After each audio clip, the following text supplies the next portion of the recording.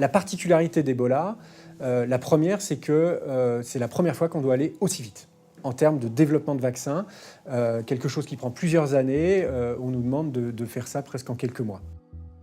On est parti finalement de données chez l'animal et on a accéléré le développement et on est en train de faire tous ces essais cliniques actuellement.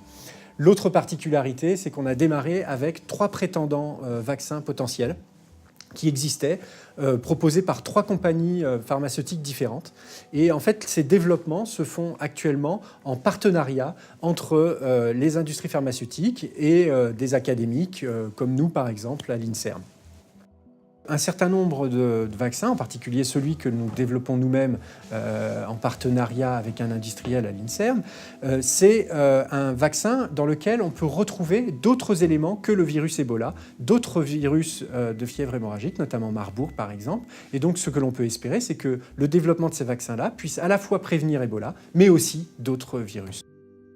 Il y a bien sûr, qu'est-ce qu'on fait par rapport aux patients qui sont infectés par Ebola, comment on peut aider à les guérir et à augmenter leurs chances de survie, puisque au départ, c'est un virus qui est extrêmement mortel. Une de ces stratégies est d'utiliser un traitement antiviral.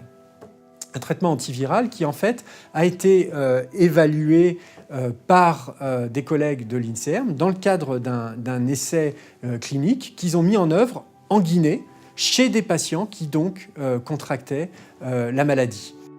Qu'on n'en ait pas à une réponse immédiate, absolue, que oui, ce traitement est efficace, mais on a des éléments pour penser que, il est pas mal toléré, il ne fait pas de mal par lui-même, et il aurait des chances de véritablement aider à la guérison des patients.